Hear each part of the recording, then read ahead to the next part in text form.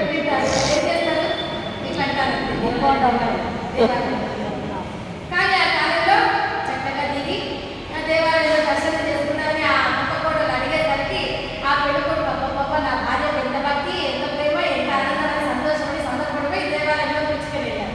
అక్కడికి వెళ్తే ఇంకేముంది, కీలకంగా నా ధరింపజేస్తున్నారు ఏమిటంటే ఇకంతా తెలిసింది వాళ్ళకి అక్కడ ప్రవేశాలు, ముక్తి, మోక్షం, అమ్మవారితో పాటు అని తెలిసేసరికి అప్పుడు ఆ కొత్త కోడలికి కూడా మనసులో అనిపించింది, నేను కూడా అగ్నిగుండ ప్రవేశం చేసింటే బాగుంది అమ్మవారి. అలాగే ఆ పెళ్ళికొడుకు కూడా అలాగే అనిపించింది.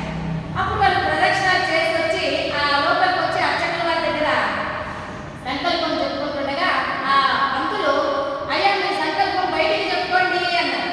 అప్పుడు ఆమె అతను ఇద్దరు కూడా బయటికి ఇదే సంకల్పమే చెప్పుకున్నారు. ఏమని? ఎవరైనా ఈ కాలంలో అలా చెప్తారా? అగ్నిగుండ ప్రవేశం చేస్తారు. ఒకవేళ ఎవరైనా చెప్పినా ఇంకేమైనా ఉందా, ఇంకా అగ్నిగుండం తొమ్మినట్లే కదా. అలాగా ఇద్దరికి కూడా ఒకే సంకల్పం, అగ్నిగుండ ప్రవేశం చేయాలి అని. అయితే ఆ గురువు గారి దగ్గరకు వచ్చారు. ఇంకా ముగ్గను చుక్క మాయలేదు, పసుపు బట్టలు మాయలేదు, పెళ్లి కట్టుకున్న పట్టు పెళ్లి వస్త్రాలు మాయలేదు. అలా ఇదేసరికి భాస్కరాచార్య వారు అమ్మవారు అసలు ఒప్పుకోదు, మీరు ఇంకా నిత్య కళ్యాణంతో ఉన్నారు, ఎంతో కాలం జీవితమై మునిమనమలు ఉంటే ఆరోగ్యంగా మాత్రమే ఈ ఇంటిలాంటి అర్హత కలుగుతున్నారు. మీరు కావాలంటే ఒక పని చేయండి, మీరు ఇంటికి వెళ్ళండి, మీ అమ్మ నాన్న వాళ్ళని పంపించండి, వాళ్ళు అగ్నిగుండ ప్రవేశం చేస్తారు. ఆయన నన్ను ఏమిటయ్యా ఇదే పెళ్లి చేస్తున్నాము, ఇప్పుడు ఇంటికి వెళ్ళి ఓ అమ్మ ఓ నాన్న మీరెళ్ళి అగ్నిగుండ ప్రవేశం చేయండి అంటే వాళ్ళు ఏమన్నా లేరా, నీకు వెళ్ళాం వస్తానే తల్లి దూరం అయిపోయిందా, నువ్వు మమ్మల్ని అగ్నిగుండ ప్రవేశం చేయమంటారా అన్నారు.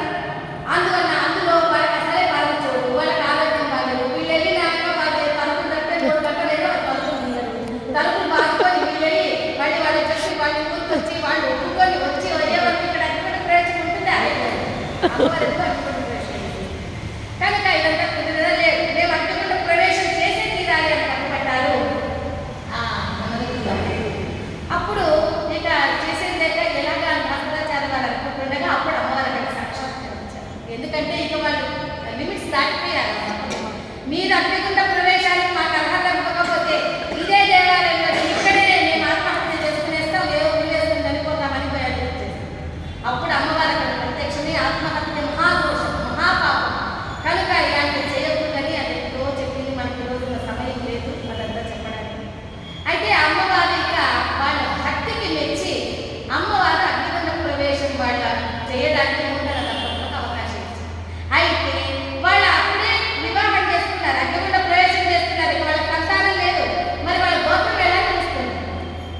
ఇప్పుడు మీరందరూ మీ పెద్దవాళ్ళకి మీ వాళ్ళ కొడుకులు ఉన్నారు, కోడలు వచ్చారు, మీరేం గోత్రం అమ్మ అంటే చెప్తున్నారు, మీరంతా వంశాలు నిలబడ్డాయి, మరి వాళ్ళకి ఏ విధంగా ఉంటుంది?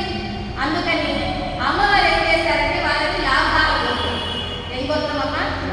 లాభాల గోత్రం. వారి సంతానం ఇంకా లేదు కనుక అమ్మవారు వాళ్ళకి వరాల వర్షం కురిపించేసేసింది.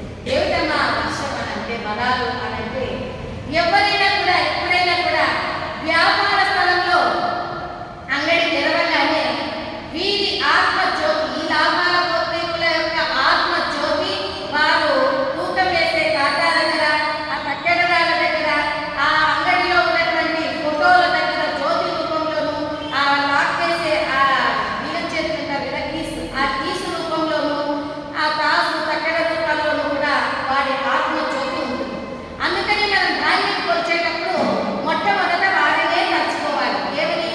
లాభం అని. కానీ చాలా మంది అనుకుంటారు ఇతరత్ర కులాల వారు, ఆహా ఈ ఆదివాసీలకు లాభం అంటే భలే సంతృప్తి, భలే ఇష్టం, వీళ్ళు లాభం అనేది అసలు వ్యాపారమే చేయగలుగుతారు. కానీ మన దృష్టిలో లాభం అంటే ఏంటి? గోత్రం. ఆ గోత్రీకులకు సంతానం లేదు కాబట్టి అందరూ కూడా ఆ గోత్రీకులకు సంతాన రూపంలో మనమందరం కూడా ఆ తల్లిదండ్రులను తలుచుకోవాలి. వాళ్ళ గోత్రం చెప్పేవాళ్ళు లేదు కాబట్టి ప్రతి ఒక్కరు నిత్యము కూడా ఆ గోత్రీకులను తలుచుకోవాలని లాభం అని మనం అంటున్నాం. ఆ విధంగా అమ్మవారి వరాల వర్షం కురిపించేసింది. అంతేకాదు అమ్మవారి పాదాల చెంత కూడా వాళ్ళు ఎప్పుడు ఉంటారు కనుకనే ఆ లాభాల గోత్రీకుల జంట జ్యోతి రూపంలో ఇప్పటికీ మనం మన ఇళ్లలో శుభకార్యాలు జరిగినప్పుడు, వివాహ గృహప్రవేశ సందర్భాల్లో మనం ఇన్విటేషన్ పత్రికలను కొట్టేస్తాం కదమ్మా, పెళ్లి పత్రికలు ప్రింట్ చేయిస్తాం కదా, అది తీసుకొచ్చి అమ్మవారి పాద